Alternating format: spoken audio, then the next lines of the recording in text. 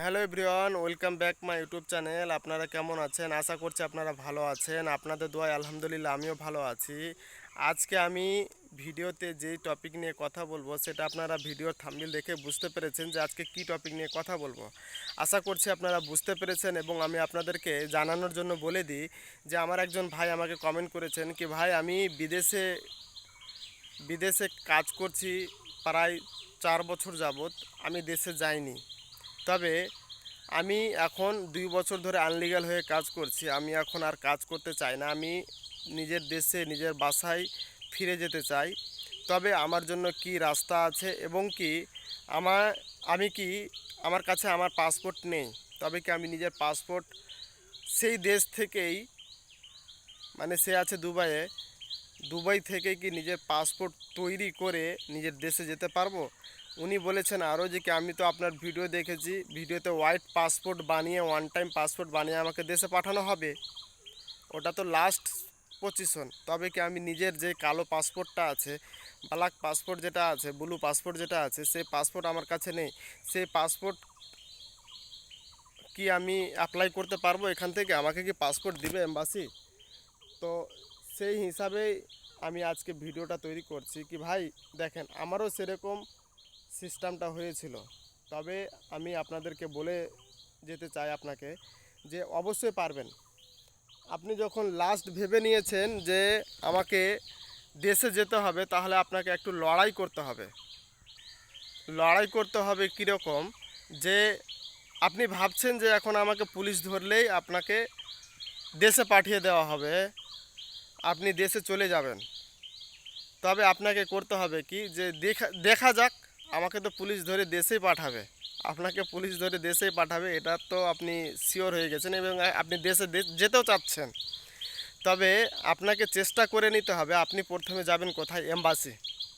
এম্বাসিতে গিয়ে বলবেন কি ভাই, আমি পাসপোর্ট অ্যাপ্লাই করব, আমার পাসপোর্ট নেই, পাসপোর্ট আমার গুম হয়ে গেছিলো। আপনি একটা থানা থেকে জিডি নেবেন, জিডি নিয়ে পরে আপনার আইডি নম্বর টম্বর বসিয়ে জিডি নেবেন।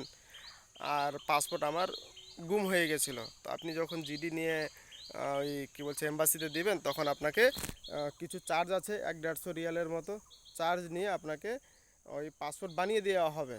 আর সেইভাবে অনেক লোক আসছে। তবে আপনি যে আপনি যে ভাবছেন যে আমি ব্লু পাসপোর্ট বানিয়ে ইন্ডিয়া আসব, ব্লু পাসপোর্ট নিয়ে নিজের দেশে যাব, তো এটাও খারাপ ভাবছেন না, ভালো ভাবছেন। ওটার জন্য কিছুদিন ওয়েট করতে হবে আপনাকে।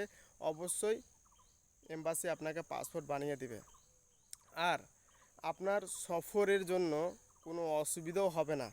আর যে হোয়াইট পাসপোর্টটা আছে, হোয়াইট পাসপোর্ট হচ্ছে কি ওয়ান টাইম পাসপোর্ট। হোয়াইট পাসপোর্টটা হচ্ছে ওয়ান টাইম পাসপোর্ট, আপনার একবারই আপনি ট্রাভেল করতে পারবেন। সেটাও এম্বাসি থেকে দেওয়া হয়। তো ওটা 24 ঘন্টার মধ্যে আপনাকে বানিয়ে দেবে। আর এই যে ব্লু পাসপোর্টের জন্য আপনি অ্যাপ্লাই করবেন এবং ব্লু পাসপোর্ট যে বানাবেন, এটার জন্য 7 দিন টাইম নিচ্ছে। আর আশা করছি আপনারা বুঝতে পারছেন যে সকলে আমরা বিদেশে যাই কাজের উদ্দেশ্যে। তবে আমরা তো ইনসান, আমরা তো হচ্ছে মানুষ, আমরা তো জানোয়ার না। তবে বেশিরভাগই বিদেশে কাজ হয় 10 থেকে 12 ঘন্টা। কোনো কোম্পানিতেই আপনার 8 ঘন্টা ডিউটি নেই। নিজের দেশে তো আমরা 8 ঘন্টাই বেশিরভাগ ডিউটি করি, কিন্তু সেখানে আমাদেরকে গিয়ে 10 থেকে 12 ঘন্টা ডিউটি করতে হয়। তারপর মনে করেন যে আমার দালাল অনেক কথা বলে, যে দালালরা বলে যে 12 ঘন্টা ডিউটি করবা, 8 ঘন্টা ডিউটি করবা, তারপর 12 ঘন্টা ওভারটাইম, তারপর আরও 4 ঘন্টা ওভারটাইম করতে পারবা, ডবল ডবল কাজ। দালালের চক্করে কখনোই পড়বেন না। নিজে থেকে ভাববেন যে আপনি কত ঘন্টা টাইম কাজ করতে পারবেন, কত ঘন্টা, কতটি টাইম কাজ করতে পারবেন। সেই হিসাবেই মানে চিন্তা ভাবনা করে বিদেশে যাবেন। আর বিদেশে গিয়ে পরে মানুষ সমস্যার সম্মুখীনে পড়ছে। তো আশা করছি বুঝতে পারছেন সবই কিছুই। তো আপনি, হ্যাঁ ভাই, আপনি পাসপোর্ট তৈরি করতে পারবেন।